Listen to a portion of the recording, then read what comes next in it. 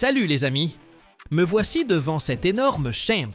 Vous savez, cette fusée qui n'explose pas, mais qui coupe tout sur son passage.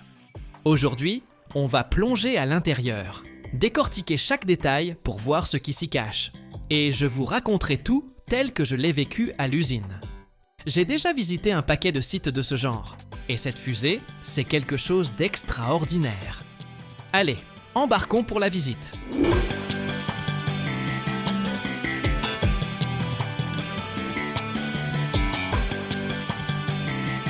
Champ n'est donc pas un missile ordinaire, mais un véritable concentré de haute technologie développé par Boeing pour l'US Air Force. Son nom complet est Counter Electronics High Power Microwave Advanced Missile Project, mais nous n'allons pas nous embarrasser de ces longues formules, n'est-ce pas? L'essentiel, c'est qu'il embarque une arme à micro-ondes capable de neutraliser l'électronique ennemie sans la moindre explosion. Imaginez, il vole en silence, tel un fantôme, et soudain, bam! Ordinateur, radar, système de guidage tombent en panne à des dizaines de kilomètres à la ronde. J'ai vu une démonstration sur stand. Le missile décolle depuis un avion, manœuvre, puis libère une impulsion de plusieurs millions de watts. L'efficacité est stupéfiante, sans éclat ni incendie. Les tirs d'essai de l'année 2030 ont été concluants. Le missile a survolé la zone test et neutralisé des systèmes entiers en un seul passage, ordinateur compris.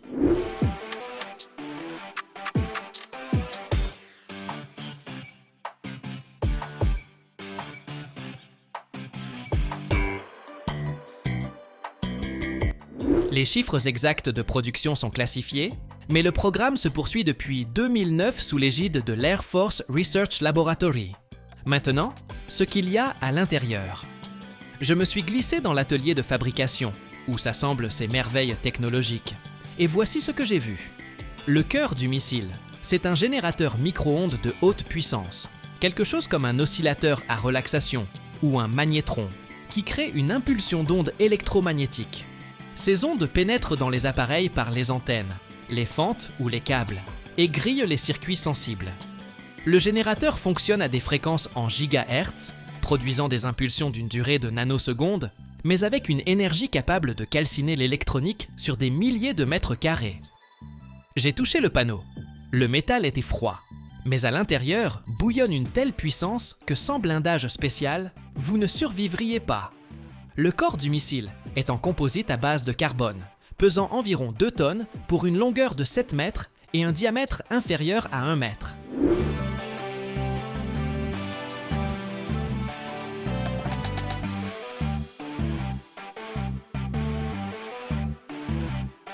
Elle est aérodynamique, dotée d'ailettes pour manœuvrer jusqu'à 20 km d'altitude. À l'intérieur, des compartiments de carburant. Un propulseur à combustible solide la projette d'abord en altitude, puis un moteur de croisière à carburant faible s'enclenche pour un vol de précision. J'ai jeté un œil dans le compartiment moteur. Valves, turbines, tout poli jusqu'à l'éclat, comme une œuvre d'orfèvrerie. Le carburant est un mélange à haute densité énergétique, calibré pour une portée de 2 km. Le système de guidage, c'est une autre histoire. Ici, gyroscope laser, navigation inertielle et module GPS protégé contre les brouillages. Le missile choisit lui-même ses cibles, radar, poste de commandement ou drone. Les ingénieurs l'ont testé sur banc d'essai. Il pivote de 30 degrés par seconde, tel un bolide de course. Et l'électronique à bord repose sur des puces dernière génération, résistantes à leurs propres impulsions. Je les ai entendus plaisanter. Ce truc coupe les ordinateurs ennemis, mais garde son smartphone allumé.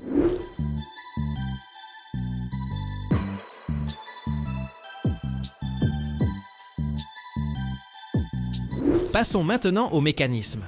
L'ogive n'est pas un explosif, mais une antenne qui se déploie en vol comme un parapluie, élargissant la zone de frappe. Derrière, des batteries lithium-ion accumulent l'énergie pour le générateur. Je les ai vues en charge, des milliers de volts sous tension, mais tout reste isolé. Le refroidissement est liquide, au fréon, car les micro-ondes produisent énormément de chaleur. L'ensemble est scellé dans une coque hermétique, capable d'encaisser des accélérations 20 fois supérieures à la gravité terrestre. Tout commence par la structure. Dans l'atelier, les ouvriers revêtus de combinaisons de protection manipulent des composites à base de carbone, légers mais résistants comme du fil d'acier. Ces panneaux forment une coque de 7 mètres de long, assemblée par des boulons à revêtement de titane. J'étais là, à observer les machines laser découper la matière au millimètre près. Pas un gramme de trop. La structure est testée en résistance. Placée sur un banc d'essai, elle subit des simulations de surcharge, comme si la fusée filait déjà à Mach 2.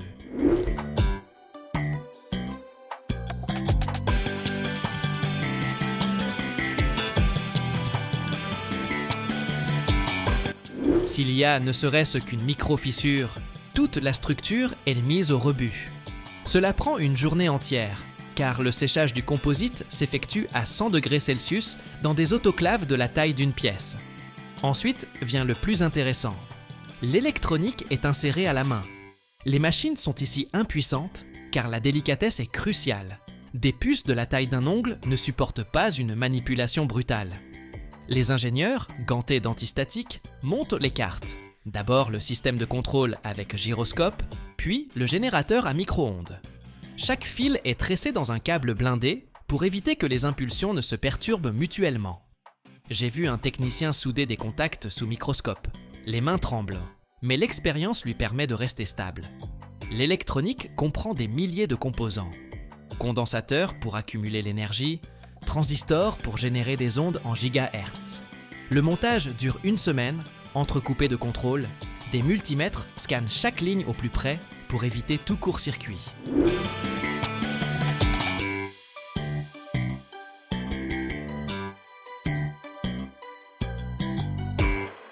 Après cela, vient l'épreuve des chambres à vide. Ces cuves géantes reproduisent l'espace. On y pompe l'air jusqu'à atteindre une pression d'1 millimètre de mercure. On y fait descendre la température à plusieurs dizaines de degrés sous zéro. Puis, on lance la roquette en vol. Les chambres ont la taille d'un camion. Leurs hublots sont en verre de quartz. Une fois le vide établi, on active le générateur. Les micro-ondes fusent, mais les parois blindées contiennent tout en sécurité. Les capteurs enregistrent température, vibration, impulsion. Si le générateur délivre moins d'1 million de watts, c'est retour à l'atelier. J'ai entendu le ronronnement, grave, comme le bourdonnement d'une abeille géante.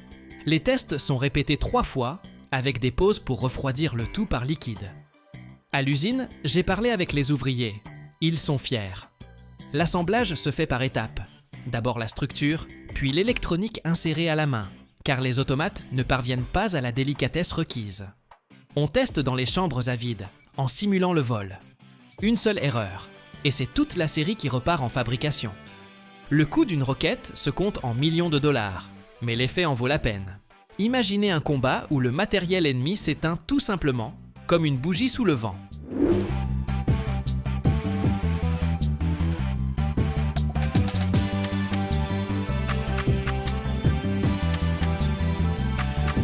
J'ai fait un dernier tour autour du missile.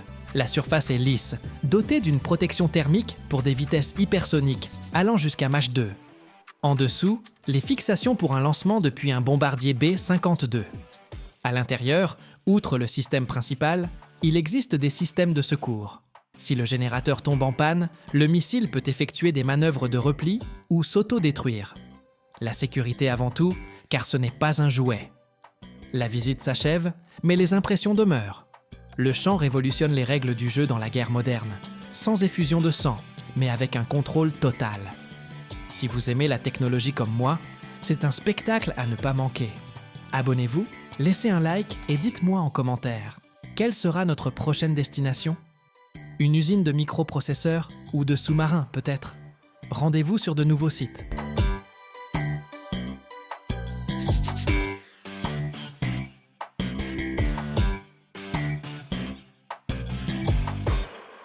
Au fond de l'Ohio se cache une machine qui soutient le ciel américain. La presse Mesta 50, un monstre de 36 000 tonnes qui s'enfonce de 10 étages sous terre. Elle comprime le métal avec une force de 50 000 tonnes, soit le poids de 10 tours Eiffel réunies. Sans cette machine, les États-Unis n'auraient ni F-35 ni Boeing 787. Lorsqu'en 2009, une fissure est apparue sur la presse, toute l'aviation américaine a retenu son souffle. Aujourd'hui, nous allons voir comment le titane incandescent se transforme en aile de chasseur, sous le coup du poing d'acier de la guerre froide. Prêt à plonger au cœur de la puissance aéronautique américaine ?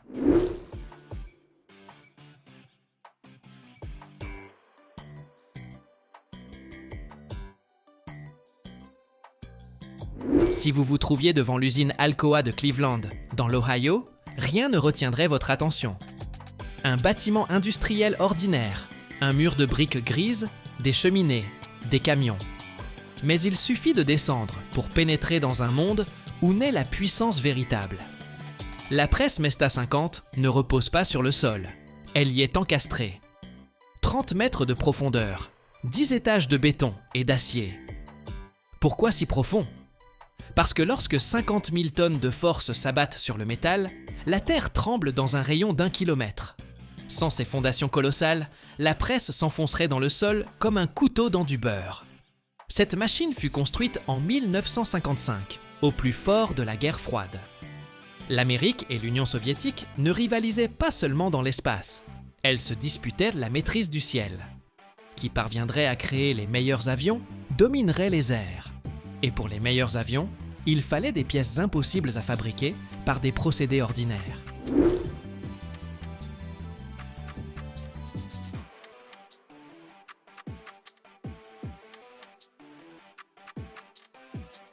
Imaginez une aube de turbine du réacteur F-35. Cette pièce ne mesure que 30 cm de long, mais elle tourne à 10 000 tours par minute à une température de 1400 degrés Celsius. Aucune soudure ne pourrait résister à de telles conditions, elle se désintégrerait en quelques secondes. L'aube doit être monobloc, taillée dans un bloc massif de titane ou de super-alliage de nickel. C'est précisément à cela que sert la Mesta 50. Elle ne coupe pas, elle ne soude pas, elle forge. Elle prend un lingot de titane incandescent de 2 kg et le transforme en une forme précise d'aile ou d'aube en un seul coup. Le processus commence par la préparation. Le lingot de titane est chauffé dans un four spécial, jusqu'à 960 degrés Celsius. À cette température, le titane devient aussi malléable que de la pâte à modeler, tout en conservant sa résistance extraordinaire. Le métal émet une lueur rouge vif, presque blanche, impossible de le regarder sans lunettes de protection spéciale.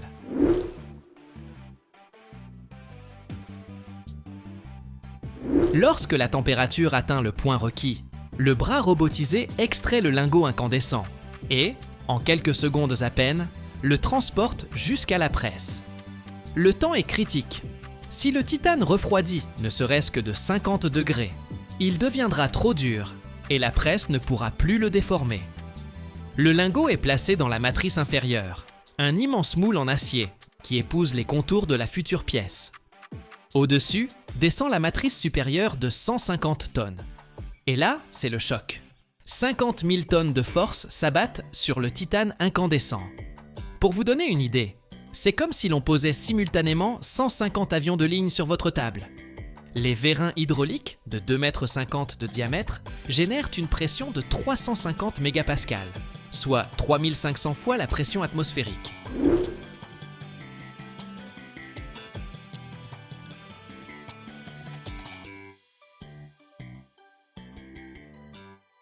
Sous une pression aussi folle, le titane se comporte étrangement. Il ne casse pas, ne se fissure pas, il coule. Les atomes du métal se déplacent, glissent les uns contre les autres, remplissant chaque recoin microscopique du moule. En 3 secondes, un lingot informe se transforme en copie parfaite d'un longeron d'aile ou d'une aube de turbine. L'usine tout entière tremble sous l'impact. À plusieurs centaines de mètres à la ronde, on ressent la vibration, comme un petit séisme. Les ouvriers qui travaillent près de la presse portent des casques spéciaux, car le son de l'impact atteint 130 décibels, plus fort que le décollage d'un avion à réaction. Mais le plus impressionnant, c'est la précision. Malgré cette force barbare, la presse contrôle la forme à un demi-millimètre près. Des capteurs laser suivent chaque mouvement de la matrice. L'hydraulique corrige la pression des milliers de fois par seconde. Si quelque chose tourne mal, une pièce valant 300 000 € se transforme en ferraille.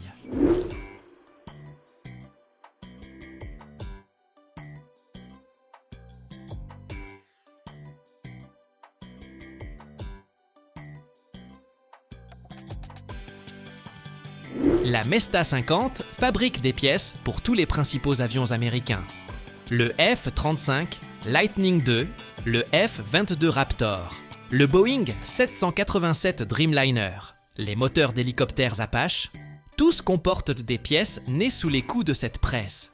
Chaque mois, plus de 2000 tonnes de titane et de superalliage de nickel y transitent. Puis vint la catastrophe. En 2009, lors d'une frappe de routine, les ingénieurs entendirent un bruit inhabituel. Le métal venait de se fissurer. La presse fut immédiatement arrêtée et la découverte glaça les sangs. Une fissure d'1,20 m était apparue dans la poutre maîtresse. Pour l'industrie aéronautique américaine, ce fut un choc. La Mesta 50 est la seule presse d'une telle puissance dans le pays. Sans elle, la production du F-35 s'arrêtait net, Boeing ne pouvait plus fabriquer de pièces pour le Dreamliner, les commandes militaires restaient en suspens. Chaque jour d'immobilisation coûtait des millions de dollars.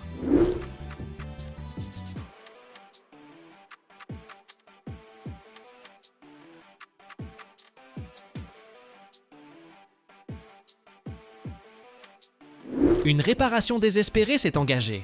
Le problème, c'est qu'une poutre de 2000 tonnes ne peut tout simplement pas être démontée et remplacée. Elle est intégrée dans la structure à 30 mètres de profondeur, entourée de dizaines d'autres systèmes. Les ingénieurs prévoient d'effectuer la réparation sur place.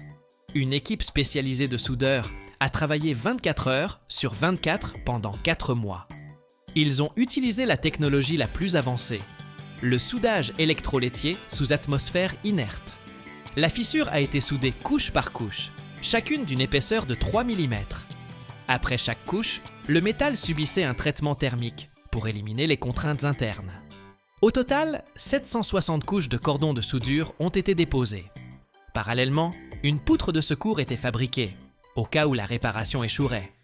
Elle a été réalisée dans une autre usine, en utilisant la plus grande grue d'Amérique, d'une capacité de 4000 tonnes. Le coût de cette poutre de secours, 18 millions de dollars. Quant à l'abonnement à ma chaîne, il vous coûtera 0 $ et 0 cents. Alors, vous êtes déjà abonné ?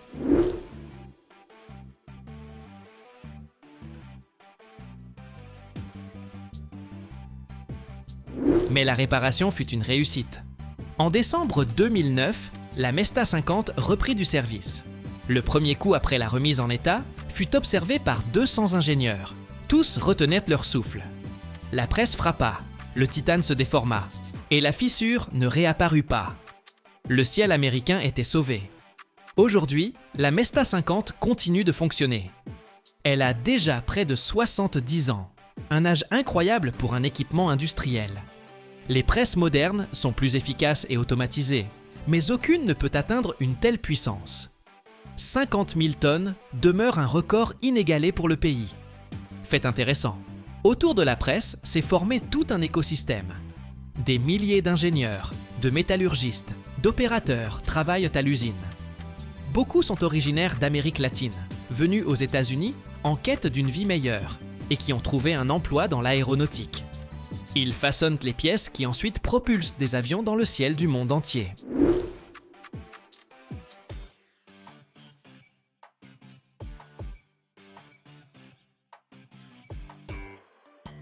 La Mesta 50, c'est bien plus qu'une machine. C'est un symbole de puissance industrielle, d'excellence technologique et d'ingéniosité technique. C'est la preuve que parfois, les meilleures solutions ne sont pas les plus récentes, mais celles qui ont été éprouvées par des décennies de travail fiable sous une pression incroyable.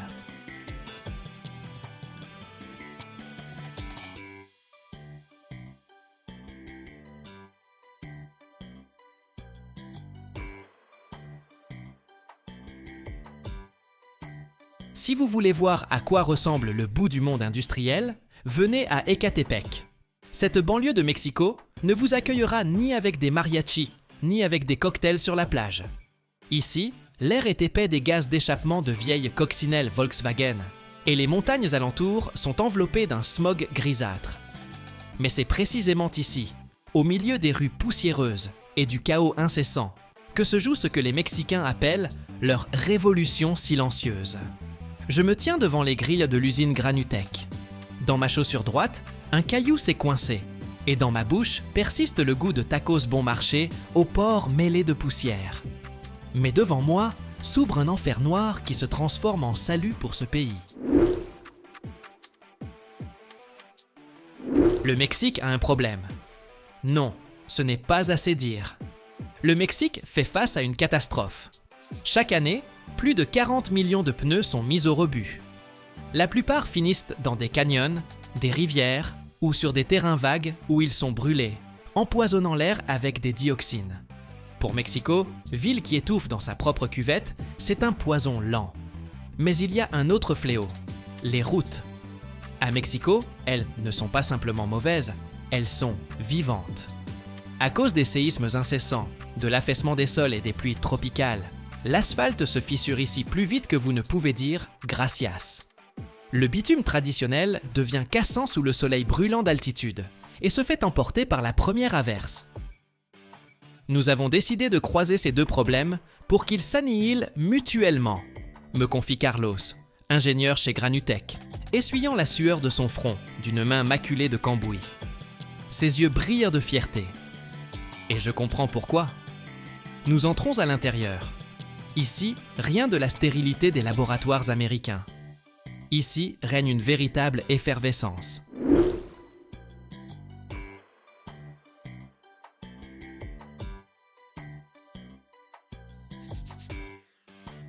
La première étape, c'est la réception. D'énormes camions, rouillés et cabossés par la vie, déversent des milliers de pneus directement dans une cour poussiéreuse. Le spectacle est accablant. De véritables montagnes de caoutchouc noir qui empestent le brûlé sous le soleil. Mais dès qu'ils entrent sur le tapis roulant, la magie opère. Les broyeurs Granutech sont de véritables monstres. Ils ne coupent pas, ils déchirent. Le bruit évoque une créature de fer géante en train de broyer des os. Les vibrations traversent le sol, remontent dans les jambes et font claquer les dents. Ici, impossible de parler. On communique par gestes. Je vois un pneu de poids lourd se transformer en lambeaux, en quelques secondes à peine. Ici, loin des usines aseptisées d'Europe, on voit chaque goutte de sueur des ouvriers. Ils trient à la main ce que les aimants n'ont pas attrapé. C'est un travail sale, difficile, honnête. La poussière est si dense que la lumière du soleil la transperce en colonnes dorées.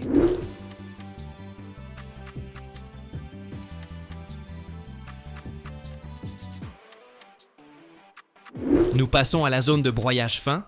Ici, le caoutchouc traverse une cascade de broyeurs, devenant de plus en plus fin, jusqu'à se transformer en farine de caoutchouc.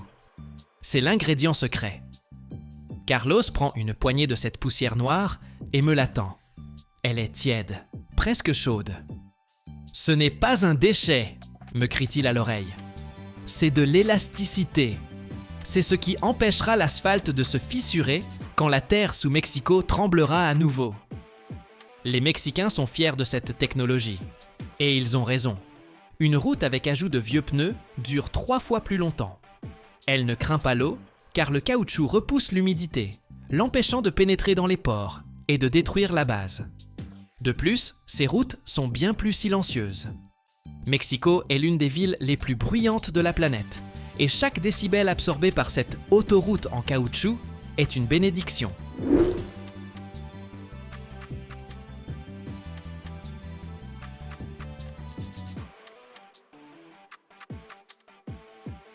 Si le broyeur incarne la force brute de l'usine Granutech, l'atelier de modification du bitume en est l'esprit raffiné et dangereux. Nous quittons la cour bruyante et gravissons un escalier métallique vers une plateforme où trônent des cuves de mélange gigantesques. Ici, l'air change de nature. À la place de la poussière sèche de caoutchouc, vos poumons s'emplissent d'un brouillard lourd et huileux. C'est l'odeur du bitume chaud, mêlée à l'arôme douceâtre des polymères en fusion. Au centre de la plateforme se dresse le réacteur, un immense thermos d'acier à l'intérieur duquel se produit une véritable alchimie. La température y est maintenue à 180 degrés Celsius. C'est un seuil critique. En dessous, la réaction ne démarre pas. Au-dessus, le bitume s'oxyde rapidement et perd ses propriétés. Je vois, à travers une vis automatisée, se déverser dans le bitume brûlant noire comme la nuit, cette même farine noire, des particules de caoutchouc d'1 millimètre maximum.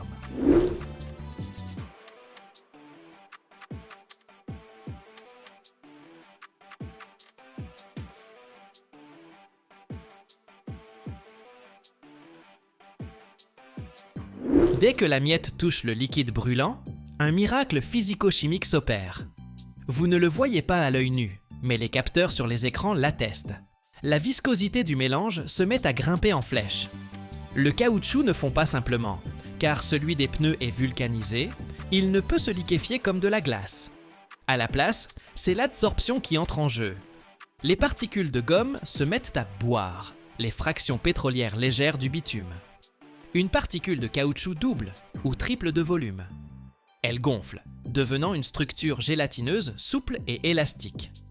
À l'intérieur du réacteur, les malaxeurs à haut cisaillement incorporent littéralement cette gomme gonflée dans la structure du bitume. Ce ne sont plus deux substances distinctes. C'est un liant modifié. « Regarde le manomètre !» hurle Carlos en désignant l'appareil. La pression monte, le mélange devient plus épais que du miel.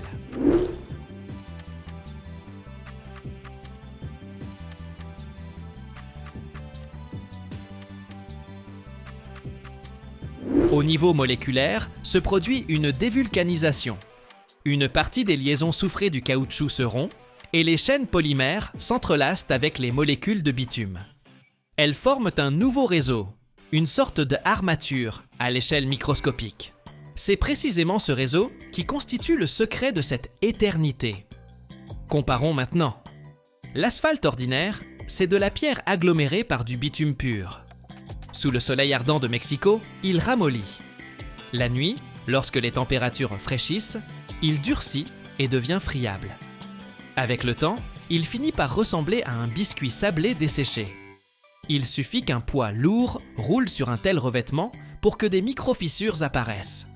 L'eau s'y infiltre, gèle ou érode simplement la base. Et voilà! Vous retrouvez un nid de poule à la place de la route. L'asphalte au caoutchouc de Granutech fonctionne comme une dalle de caoutchouc résistante.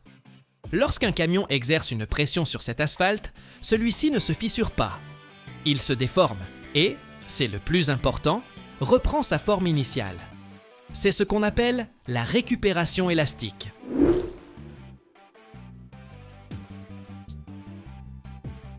Nous nous approchons du robinet de sortie, où Carlos recueille un peu du mélange final dans un récipient métallique pour le tester. Lorsqu'il refroidit légèrement, il l'étire comme du caoutchouc. Un bitume ordinaire se déchirerait tout simplement, mais celui-ci forme de longs filaments, rebondit et se rétracte à nouveau. Sous nos yeux, en ce moment même, des tonnes de cette masse noire se déversent dans la benne du camion. La température se maintient toujours aux alentours de 160 degrés. Le mélange exhale la puissance et le progrès. Ce camion prendra la route vers la périphérie d'Ecatepec, où demain matin, les Mexicains se rendront au travail par cette nouvelle voie. Une route qui ne craindra ni le soleil du Texas, ni les pluies diluviennes, ni les bus surchargés. C'est là le véritable triomphe de Granutech. Nous avons pris les déchets les plus difficiles. Nous les avons fait traverser l'enfer à 180 degrés. Nous avons transformé leur nature chimique et en avons fait le fondement d'une circulation sûre. Ici, sur cette plateforme, au milieu de la vapeur et du fracas métallique, vous comprenez. L'avenir n'a pas nécessairement besoin d'être propre et blanc. Parfois, il est noir, collant et sent le caoutchouc brûlant.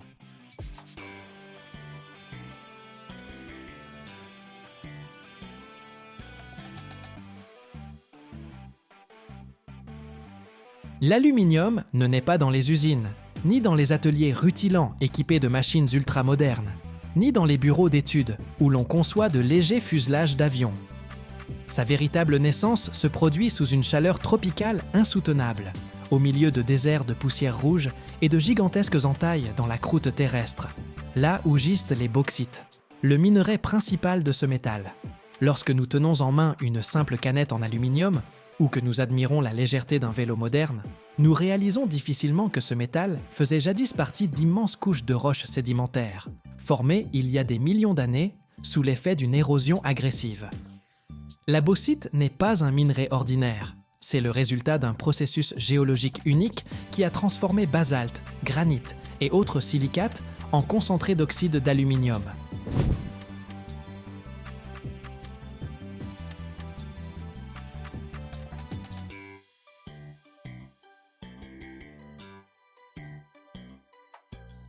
Ces gisements se forment principalement dans les zones tropicales et subtropicales, où l'alternance de longues saisons des pluies et d'un soleil ardent crée les conditions idéales pour la latéritisation.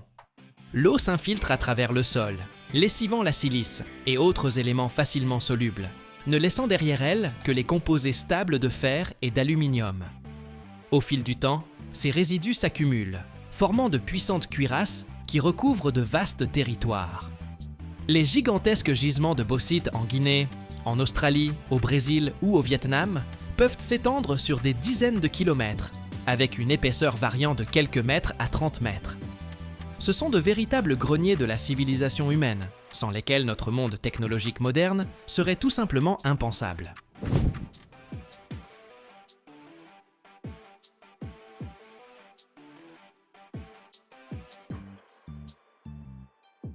L'extraction de la bauxite impressionne par son ampleur. Lorsque ces gisements se situent effectivement près de la surface, ils sont exploités à ciel ouvert. D'immenses excavateurs sur chenilles et des ensembles rotatifs décapent la couche supérieure du sol, mettant au jour la roche rouge ou ocre jaune. Ce spectacle évoque un paysage martien.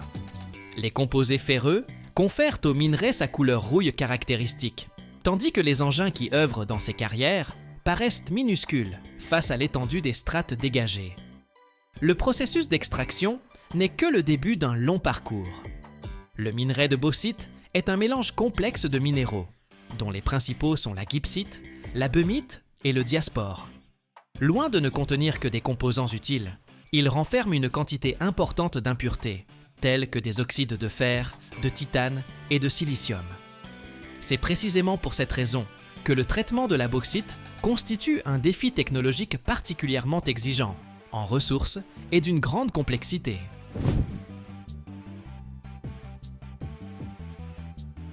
La première étape consiste à obtenir l'alumine, ou oxyde d'aluminium pur, selon la méthode proposée à la fin du XIXe siècle par Carl Joseph Bayer.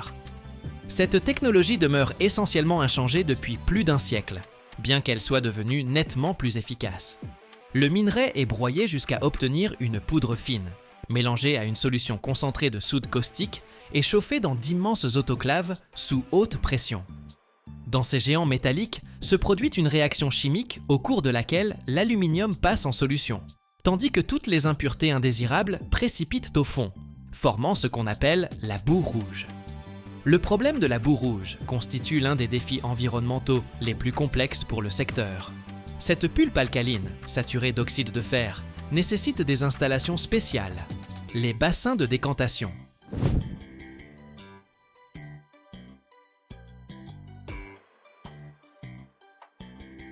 L'utilisation de ces déchets exige d'immenses superficies et un contrôle rigoureux, car l'échelle de production de l'alumine se mesure en millions de tonnes par an. D'une tonne de bauxite, on n'obtiendra pas une tonne d'aluminium. Il faut généralement environ 4 tonnes de minerai pour produire 2 tonnes d'alumine, dont on n'extraira finalement qu'une seule tonne de métal pur. Cette faible concentration souligne l'ampleur considérable de l'extraction nécessaire pour satisfaire la demande mondiale. Le marché mondial de la bauxite constitue une arène où s'affrontent grandes multinationales et États. La Guinée, par exemple, détient près d'un quart des réserves mondiales, et ces plateaux rouges représentent une ressource stratégique majeure pour l'industrie planétaire.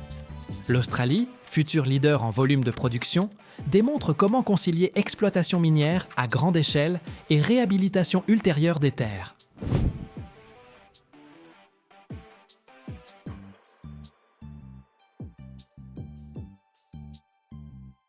Sur les sites d'anciennes carrières, où hier encore fonctionnèrent des machines géantes, on plante aujourd'hui des forêts d'eucalyptus, tentant de restaurer un écosystème endommagé par l'intervention humaine. Après l'obtention de cette poudre blanche pure, l'alumine, débute la seconde étape de la transformation, l'électrolyse selon le procédé Hall-Héroult.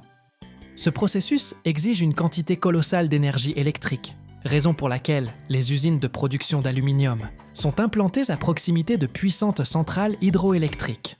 L'alumine est dissoute dans de la cryolite fondue, à une température avoisinant 950 degrés Celsius. Un courant électrique intense traverse ce bain en fusion, brisant les liaisons entre les atomes d'aluminium et d'oxygène.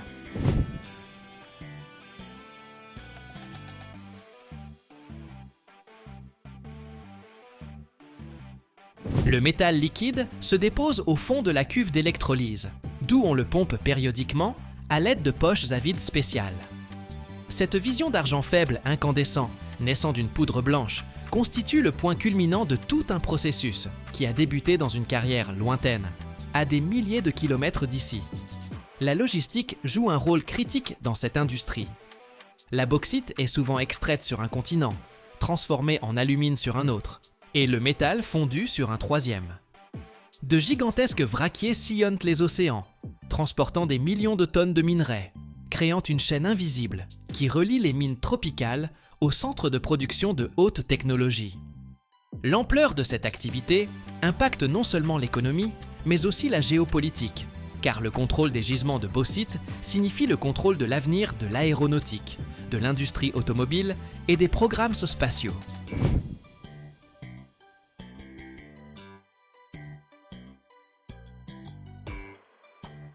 Ce n'est pas pour rien que l'aluminium est surnommé le métal ailé, mais son chemin vers le ciel commence en profondeur sous terre, dans les couches lourdes et humides de roches argileuses. Il est important de comprendre que les gisements de bauxite ne sont pas illimités, même si leurs réserves sur la planète sont actuellement estimées comme largement suffisantes pour répondre aux besoins de l'humanité pendant plusieurs siècles encore.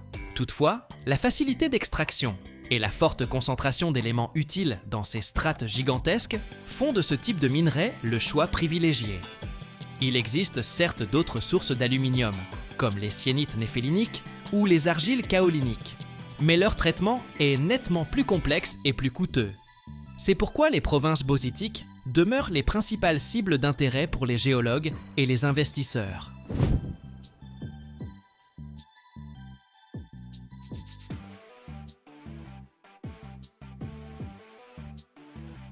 L'évolution de l'aluminium a parcouru un long chemin, d'un métal précieux plus cher que l'or à un matériau omniprésent dans notre quotidien.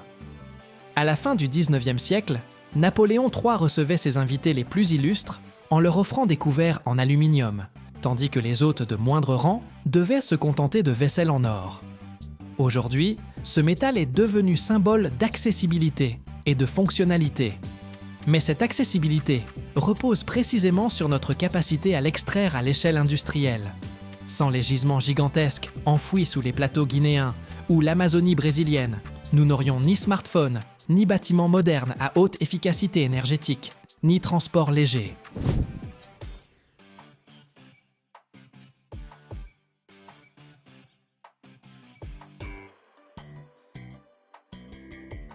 L'extraction à une telle échelle modifie inévitablement le relief de la planète.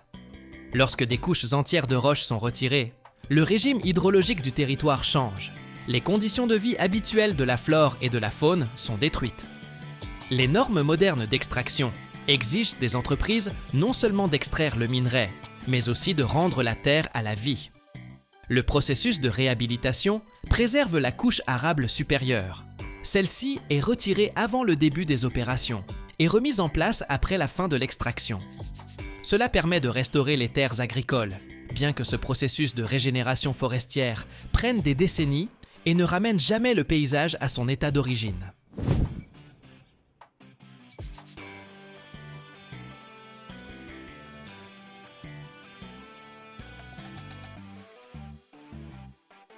Le recyclage de la bauxite, c'est aussi une histoire d'énergie. Chaque gramme d'aluminium, ce sont des dizaines de kilowattheures d'électricité cristallisée dans le métal. C'est pourquoi on surnomme l'aluminium la banque électrique. Son recyclage ne nécessite que 5% de l'énergie requise pour la production primaire à partir du minerai. Cela fait de l'aluminium l'un des métaux les plus écologiques à long terme, car une fois extrait des gisements de bauxite, il peut être réutilisé quasi indéfiniment, traversant des cycles de refonte sans perdre ses propriétés. Mais tant que la demande pour ce métal croîtra plus vite que les capacités de recyclage, les carrières géantes continueront de s'étendre, s'enfonçant toujours plus profondément dans la terre rouge à la recherche de ces précieux oxydes.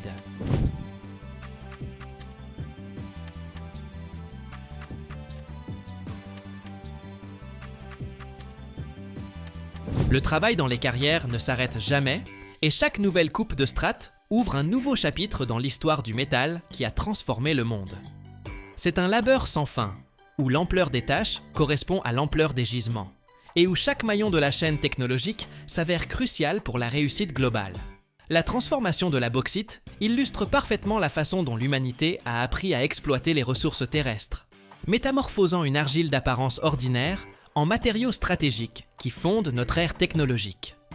Chaque étape de ce processus prolonge logiquement la précédente, composant ainsi le tableau cohérent d'une interaction entre l'homme et la nature, où géants industriels et ressources naturelles évoluent dans un lien indissociable.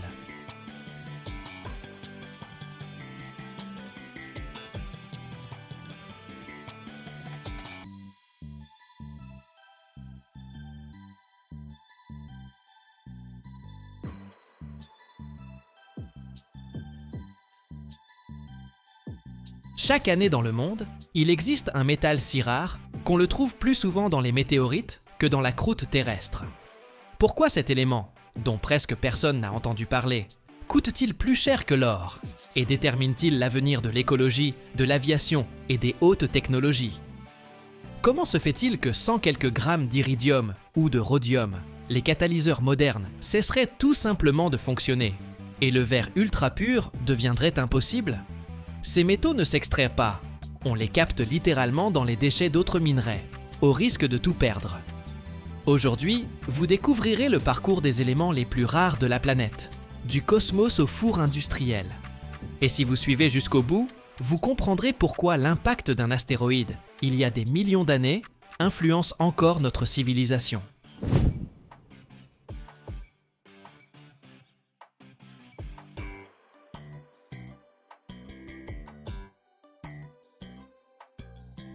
L'iridium et le rhodium appartiennent au groupe des métaux du platine et sont considérés comme parmi les éléments les plus rares et les plus précieux de la planète.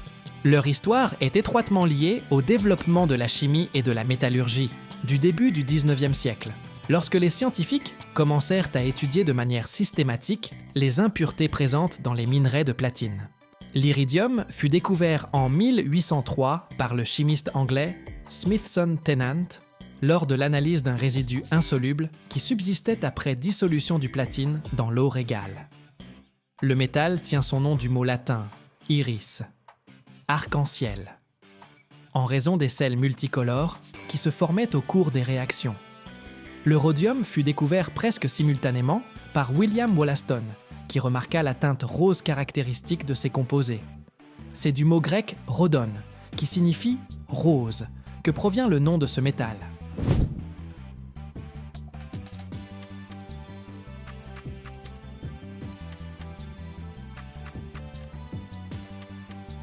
La valeur exceptionnelle de l'iridium et du rhodium s'explique non seulement par leur rareté, mais aussi par une combinaison unique de propriétés physiques et chimiques. Dans la croûte terrestre, leur teneur se mesure en fractions de microgrammes par tonne de roche, et l'extraction industrielle n'est possible qu'en tant que sous-produit du traitement des minerais de platine ou de nickel. Cela signifie que les volumes de production sont strictement limités par la géologie et non par la demande du marché. Toute augmentation de la consommation est pratiquement impossible à compenser rapidement par un accroissement de l'extraction, ce qui rend ces métaux extraordinairement coûteux. L'iridium est reconnu comme l'un des métaux les plus résistants à la corrosion dans la nature. Il ne réagit pratiquement pas avec les acides, les bases et les sels fondus, même à des températures élevées.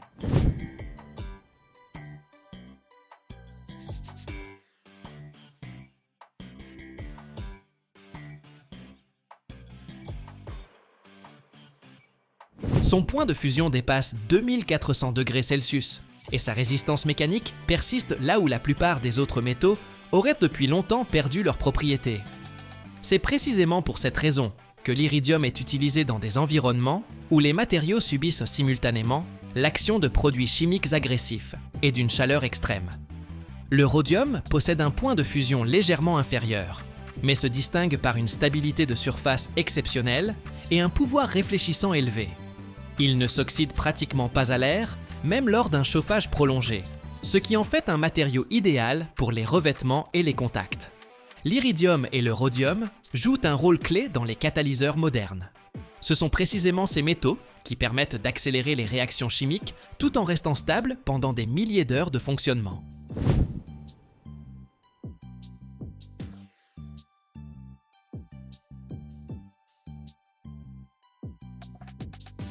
Le rhodium est un composant indispensable des catalyseurs automobiles de nouvelle génération, où il assure la réduction des oxydes d'azote en azote moléculaire.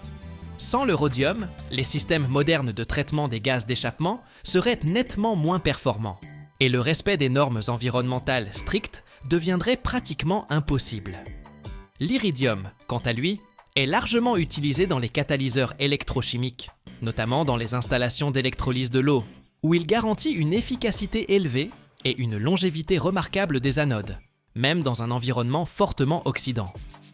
Une application particulière de ces métaux, moins connue du grand public mais d'une importance capitale, concerne l'industrie verrière.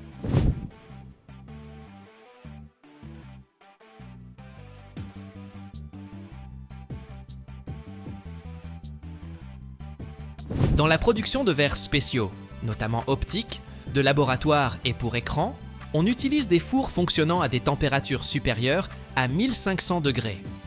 Dans de telles conditions, la plupart des métaux se déforment ou réagissent avec le verre, le contaminant.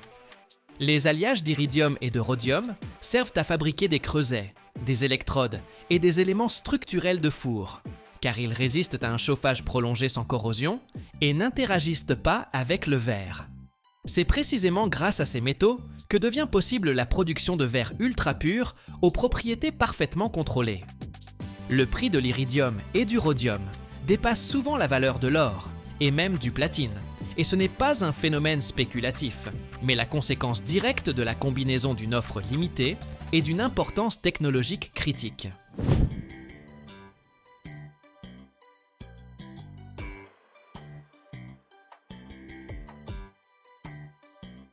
Ils ne sont pas de simples métaux d'investissement, ni des symboles de luxe. Ce sont des matériaux sans lesquels l'industrie moderne, les technologies écologiques, la chimie et la production à haute température auraient un visage radicalement différent. L'iridium et le rhodium demeurent le socle invisible mais fondamental de nombreux procédés qui façonnent le monde technologique du XXIe siècle. L'iridium n'apparaît pas comme la plupart des métaux usuels, et c'est précisément ce qui le rend si rare et précieux. Son origine ne commence pas dans les mines industrielles, mais bien plus profondément, au niveau même de la formation de la Terre. L'iridium fait partie des éléments dits sidérophiles, c'est-à-dire ceux qui aiment le fer. Lors de la formation de notre planète, la majeure partie de l'iridium a migré vers le noyau terrestre en compagnie du fer. De ce fait, il n'en subsiste que des traces infimes dans la croûte terrestre, à des concentrations qui se mesurent en fractions de microgrammes par tonne de roche.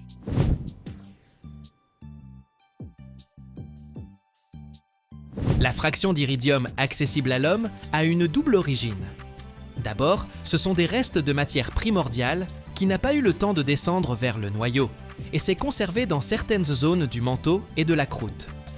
Ensuite, et c'est tout aussi important, l'iridium est arrivé à la surface de la Terre avec les météorites. Les corps cosmiques, notamment les météorites ferreuses, contiennent des concentrations d'iridium bien plus élevées que les roches terrestres.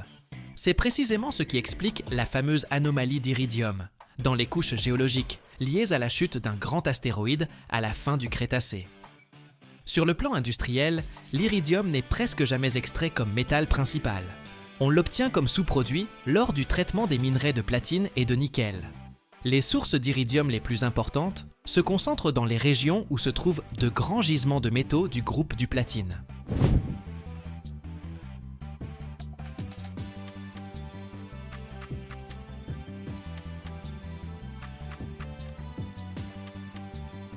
Tout d'abord, l'Afrique du Sud, où les gisements du complexe du Bushveld assurent l'essentiel de la production mondiale.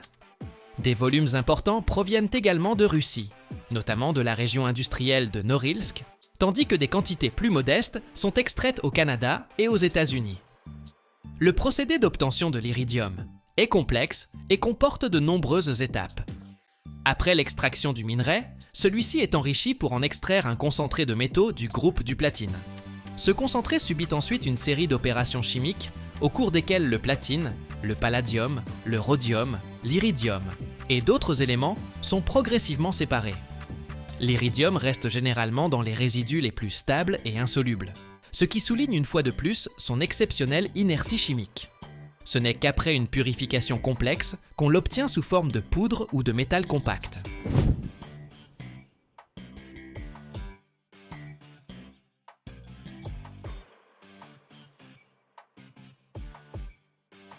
Ainsi, l'iridium est un métal d'origine cosmique, presque entièrement enfoui dans les profondeurs de la planète et accessible à l'homme uniquement grâce à une combinaison rare de processus géologiques et de technologies complexes.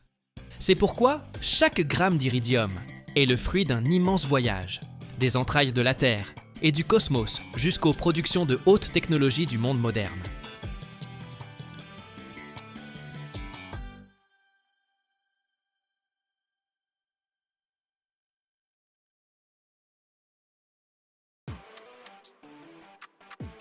Chaque année dans le monde, des milliards de personnes appuient sur une même pédale, sans imaginer qu'elle les tuait lentement pendant des décennies.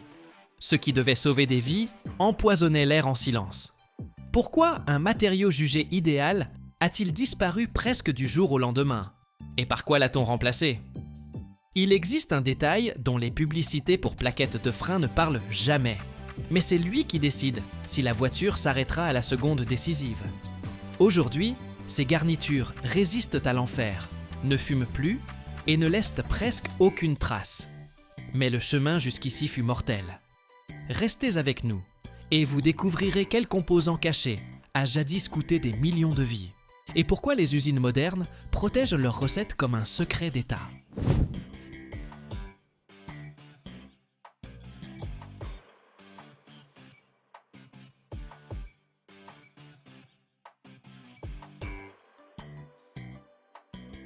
Dans les années 1920, toutes les plaquettes contenaient de l'amiante, des fibres capables de résister à 800 degrés Celsius sans s'user. Mais chaque pression sur la pédale libérait dans l'air des microns de poison qui se déposaient dans les poumons des conducteurs et des passants. Jusqu'aux années 1990, l'amiante a tué des millions de personnes, cancer du poumon, mésothéliome. L'Europe fut la première à l'interdire en 1998. Les fabricants se sont précipités pour trouver un substitut, des mélanges organiques à base de caoutchouc, de verre et de fibres métalliques. Les premières plaquettes sans amiante freinaient moins bien, surchauffaient à 400 degrés et lâchaient le disque. Mais c'était un début. Aujourd'hui, le summum, ce sont les composites céramiques. La base, de la céramique à partir de nitrure de silicium et de carbure de silicium, mélangés à des fibres de cuivre pour l'évacuation thermique.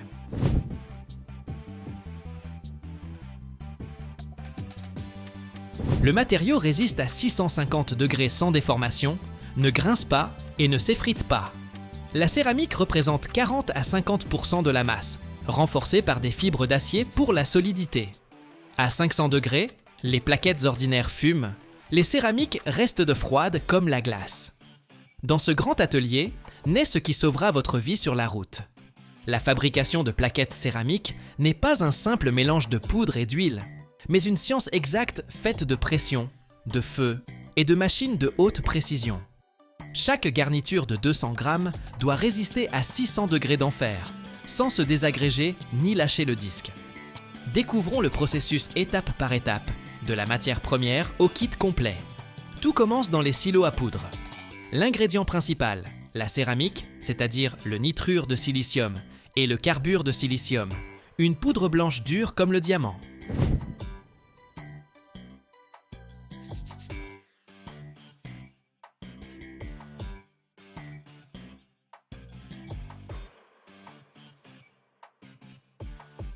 On ajoute des fibres de cuivre pour l'évacuation thermique, des filaments fins comme un cheveu. du graphite pour un grip souple, du verre armé pour la résistance, du sulfate de barium pour la stabilité à haute température. Chaque recette est un secret d'usine, comme la formule du Coca-Cola. Dans des malaxeurs géants de 2000 litres, les poudres sont versées selon des proportions précises. On y ajoute un lubrifiant liquide à base de cire, 5 ou 7% du poids total. Le malaxeur tourne 30 minutes à 50 tours par minute, transformant la poudre sèche en une pâte humide et homogène, comme une pâte à pain. La température est maintenue à 40 degrés pour que le lubrifiant ne fiche pas. Résultat, une pâte crue de 500 kg, prête à être façonnée. La masse passe ensuite dans une presse rotative, une machine d'une force de 20 tonnes.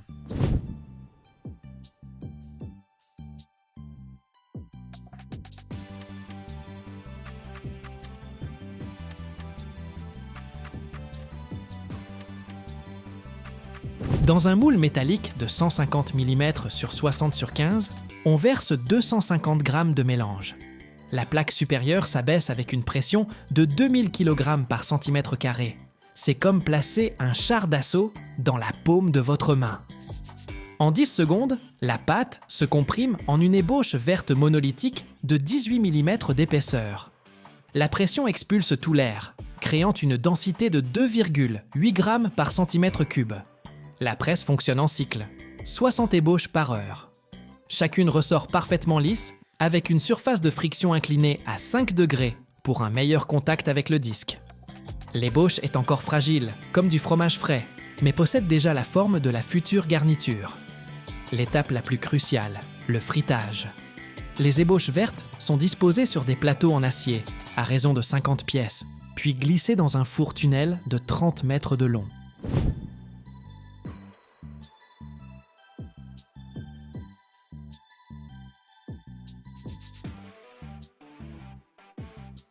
La température augmente progressivement.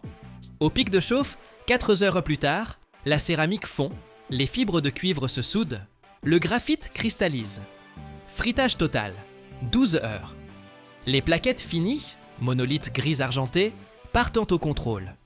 Un scanner laser vérifie les cotes au centième de millimètre près. Les ultrasons détectent la densité et les fissures. 2% sont rebutés.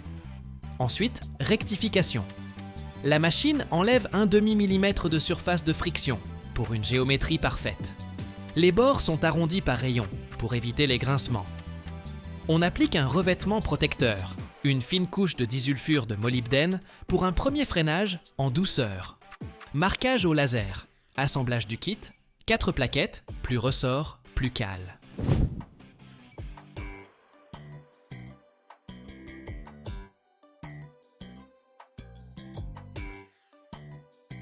L'épreuve finale, le banc d'essai.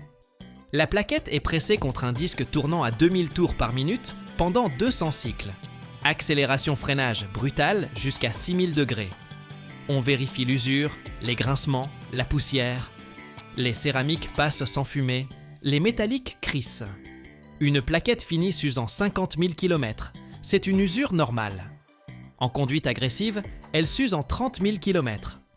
Le marché américain fonctionne avec 131 entreprises, dont le nombre a diminué de 0,6% ces dernières années en raison de l'automatisation. La production est liée à l'industrie automobile.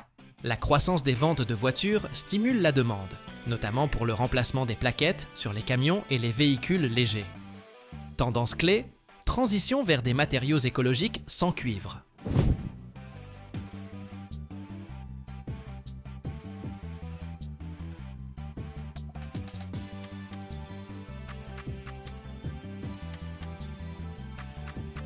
La Californie l'a limité à 0,5% depuis 2025, réduisant ainsi la pollution de 28% dans l'État. Les importations sont importantes, mais les tarifs douaniers influencent la production locale. Les leaders sont le sud des États-Unis, à savoir le Texas, l'Alabama, le Tennessee, avec leurs usines Ford et GM. Le marché européen des plaquettes de frein affiche une croissance stable, avec un taux moyen annuel de 4,7% jusqu'en 2028. En Allemagne, leader du marché, le volume atteindra près de 320 millions de dollars d'ici 2028. La France progresse de 5,5% par an, le Royaume-Uni de 3,8. Les plaquettes métalliques restent populaires et représentent 25% du marché de l'Union européenne, car elles sont économiques pour les camions et les Porsche.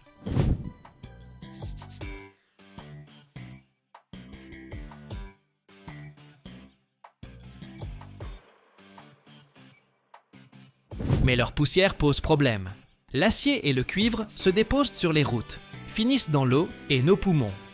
La céramique réduit les émissions de 80% par rapport à ses semi-métalliques.